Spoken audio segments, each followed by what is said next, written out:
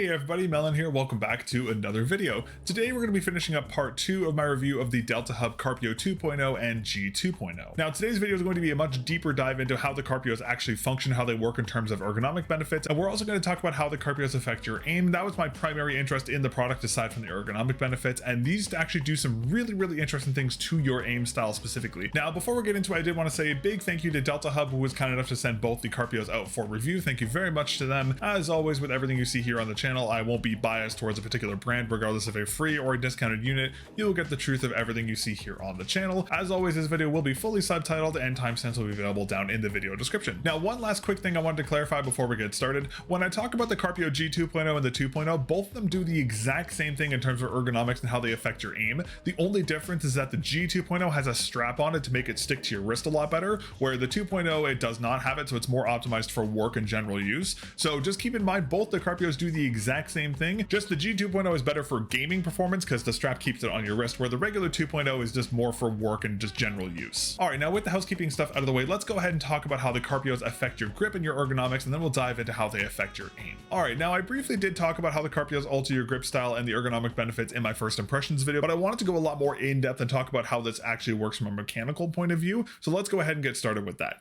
Now, the big reason why the Carpios affect your grip style so much is because they actually raise your wrist off of your mouse pad, where traditionally the base of your wrist is resting on top of your mouse pad. Now, on paper, this may not seem like a huge change, but when you actually put the Carpio on your wrist, you'll immediately notice a huge difference with how it actually feels. Now, the first thing you'll notice is that this actually heavily changes how you grip your mouse. Now, for my grip, I naturally go for more of a claw grip, but whenever I use the Carpios, I can actually go to a very natural fingertip claw hybrid or just pure fingertip grip. Keep in mind, I have 7.5 by 5 inch hands, and I commonly can't claw grip or fingertip grip very tiny mice, just because I get really bad strain issues, specifically on my hands and my wrist. That's why I don't really cover smaller mice on the channel like the Keychron M4 and other tiny mice, just because I can't really use them. But since the Carpios raise my wrist up and transfer my natural claw grip into more of a claw grip fingertip hybrid or pure fingertip, I can actually use smaller mice like the X2 V2 Mini without any strain issues. I actually ended up maining both the X2 V2 Mini and the Sora V2 for most of my testing, and both of those mice are mice that are just way too small for my 7.5 by 5 inch hands, and I can't use them normally. But with the Carpios, because it raises my wrist up and kind of changes my natural grip style, I was able to use both the X2 V2 Mini and the Sora V2 for the majority of my testing without any strain issues, which is really crazy because, again, I normally cannot use small mice like that because I normally just destroy my fingers by doing so, but the Carpios completely prevent that by changing my natural grip style, which is something very unique about the Carpios. I haven't really seen anything else on the market that kind of naturally changes your grip style before. This is something very new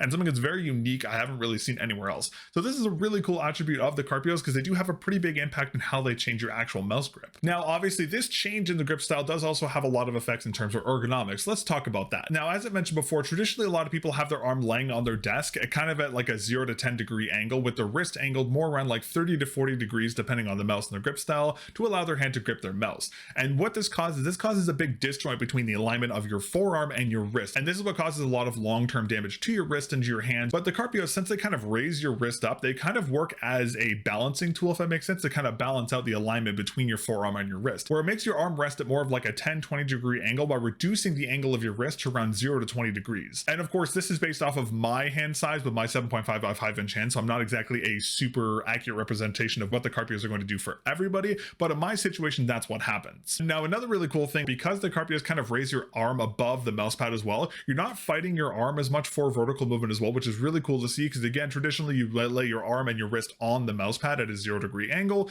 Raising it up a little bit to that 10-20 degree angle does allow the coverage area on your forearm to kind of get reduced to around like 50%, which does have a pretty big impact in how you're going to feel swiping your mouse across the pad, which is another really cool thing with the Carpios. Now, the Carpios do have a lot of other ergonomic benefits and a lot of long-term benefits. Now, I'm not too well versed in the science behind that because it is very complicated, but I will say over my testing period of using the Carpios daily for about a month or so, I haven't had a single instance of strain, even using very tiny mice like the Sora V2 and the X2 V2. So the short-term benefits of the Carpio are amazing, and I'm sure the long-term benefits are just as good. I'll have to make a follow-up video in a couple months to see how the Carpios work long-term, because I do use the 2.0 on a daily basis for work and editing. So I'll make another video for the long-term benefits in a couple months. But for now, the short-term benefits are very positive. The Carpios have a lot of really cool impacts, and they do a lot of really cool things. Now, aside from the benefits of the Carpios in terms of the ergonomics and how they naturally kind of change your natural grip, let's talk about how they affect your aim, because that is one of the most important things with the Carpios and what I was most interested in. Alrighty, now in terms of the aim changes, for this part of the video, I'm going to be focusing on the Carpio G2.0.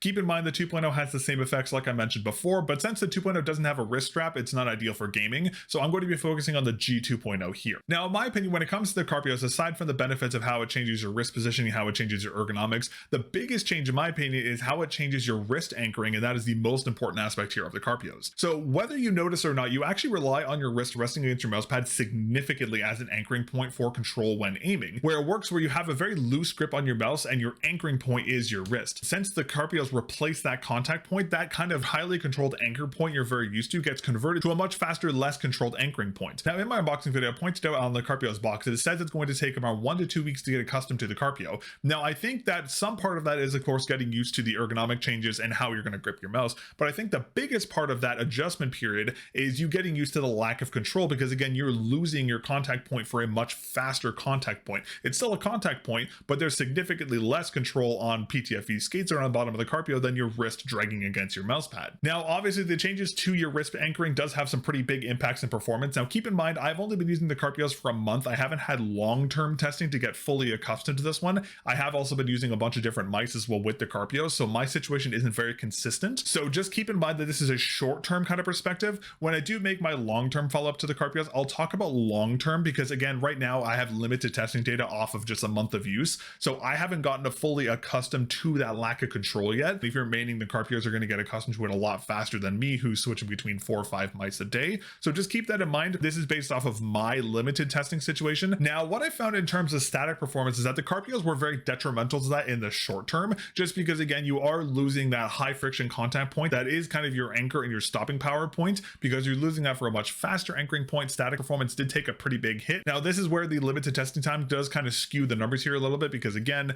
if I was maining them more long term, I'm sure to get used to that, I have to untrain my brain of 15 years of using my wrist as my anchor point. So it does take a lot of time to get acclimated to it. I'm sure with more time and daily aim training on the Carpios and maining the Carpios only, I'm sure I would probably get accustomed to it a lot faster. But just keep in mind, when it comes to the Carpios, static performance is going to take a pretty big hit initially. You can work yourself back up to your original point, but it will take time to get accustomed to it. I did find that lowering my centimeter per 360 did help a lot, because I traditionally play around 40. Going to around 60 centimeter did help a lot. So I'll say in short term, it's very negative, but in long term, it does have a lot of positives. You just have to get accustomed to that feeling. And just to be abundantly clear, I'm not saying that your static performance is going to hit the dirt and it's never going to get better. You will get accustomed to the Carpio G2.0 over time. It just takes a lot more than a month, which is my limited testing time with the Carpios to get accustomed to it. Now, when it comes to tracking performance, this completely flipped on its head, because the Carpios were actually amazing for tracking performance. While on static performance, losing this high friction contact point was very negative for stopping power, for tracking performance, it was awesome, because you lose that very high friction contact point, so your glides across the mouse pad are extremely fast. Your stopping power is still obviously pretty bad because you lose a lot of that contact,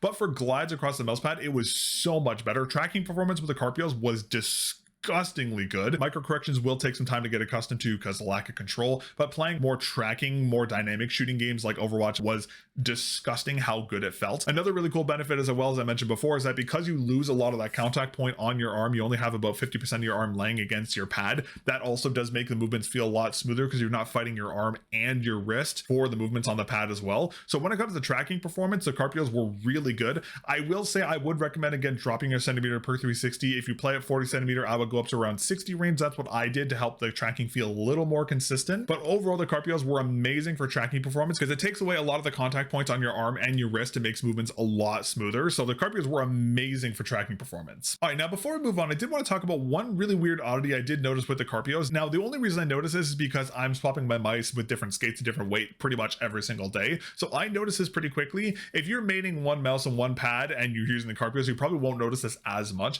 But I did notice that sometimes there was a bit of a desync between the feeling of the mouse and the Carpios in terms of glide speed. Because the Carpios have these large, awkwardly sized surface area skates, they are a little different, and they do have higher friction than a lot of speedier skates. I will say for like stock skates, like the one on my Zowie U2, they were pretty balanced, but when you go into dot skates, speed skates, or donut skates, they do have a bit of a disconnect. Again, I'm swapping my peripherals pretty much every single day between 4 or 5 mice, so I notice this pretty quickly. If you're using just one mouse pad, one mouse, and the Carpios, you probably won't notice this as much, or you'll get accustomed to to, but I did want to note that there is a slight change. If you do notice a bit of a disconnect, you will most likely get used to it over time, or you can swap your skates out for maybe something a little more controlled. But I wanted to mention this small little disconnect between how the mouse feels and the Carpio feels in terms of glide. Again, it's a very, very minimal thing, borderline not even worth mentioning, but I wanted to include in the video just to be completely transparent in case anyone runs into issues with that. Now, I did already talk about some of the aspects of this topic, but I did want to talk about the Carpios as a potential replacement for arm sleeves, because I know some people really don't like the feeling of arm sleeves, and the Carpios can actually be a semi-alternative to them. There are obviously a lot of people who do like glass pads but don't like arm sleeves, so they have to deal with the stickiness of your arm on your mouse pad, where this is an area where the Carpios can kind of come in here, because again, the Carpios remove that very high friction contact point on your wrist, and they also remove a lot of the contact on your arm. So you can use the Carpios as kind of a pseudo arm sleeve replacement. I will say it's not ideal for glass just because the skates are hardened PTFE, so they are very loud. They do have a lot of feedback,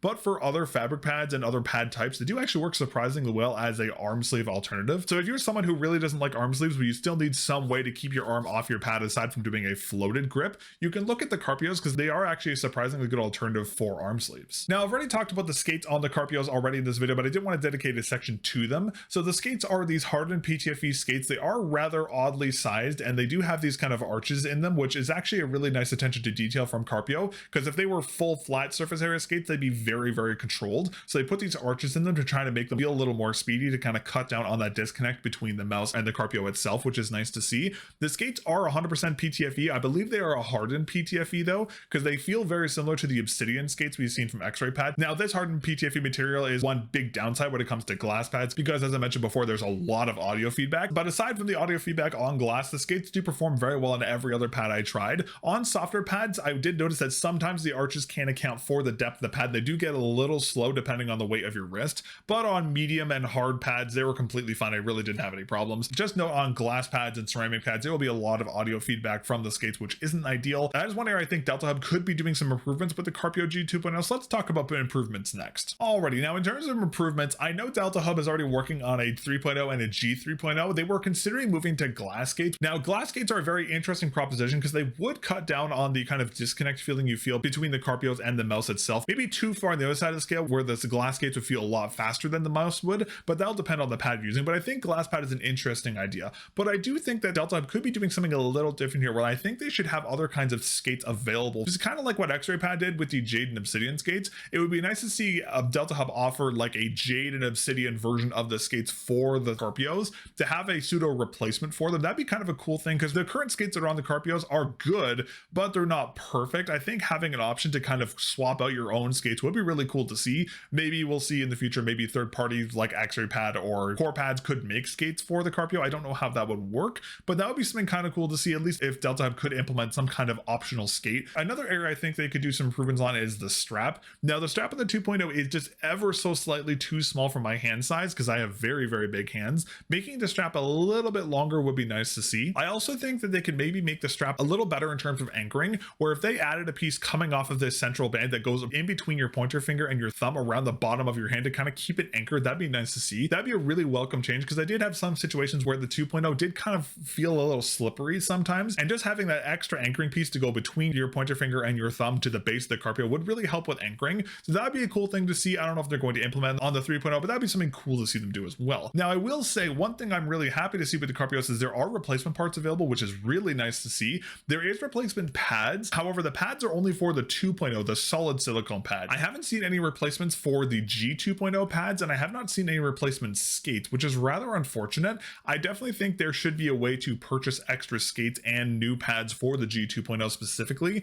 because the G2.0 specifically is going to have the highest wear out of all the Carpios, because it's gaming, it's going to have a lot more use, and having a way to replace the skates would be nice to see. So that is another area I think DELTAHUB could make some improvements on. Again, having the ability to buy replacement pads for the G2.0 and having replacement skates for both the 2.0 and the G2.0 would be a welcome thing to see. Again, with the 3.0, if they end up moving to other skate options, that'd be a really cool thing to see, but we'll have to see what they come up with for the 3.0. Alrighty, now in terms of final thoughts, the Carpio G2.0 and 2.0 are very, very interesting pieces of tech. As I mentioned before when I talked about the grip style, this way of altering your natural grip is something I've only seen on the Carpios, and there's nothing else in the market that does this. So it's a very interesting proposition. I think the execution is actually pretty good. I think the 2.0 is perfect. That's a very good product. I do think the G2.0 could use some improvements, specifically with the strap. It's definitely a really cool piece of tech. Again, it does take a long time to get accustomed to, and again, again, you have to main it and grind on it to get accustomed to that. But I think the benefits of the Carpio from the ergonomics alone make them worth it.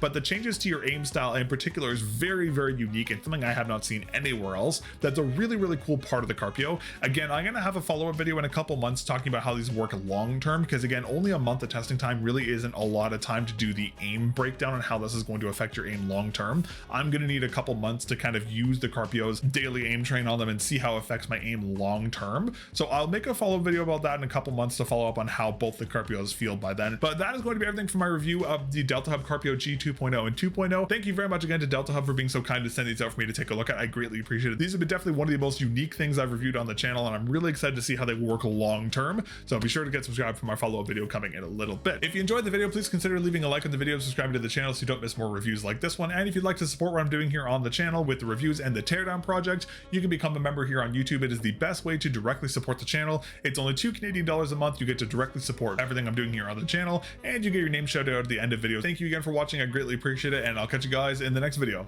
Peace.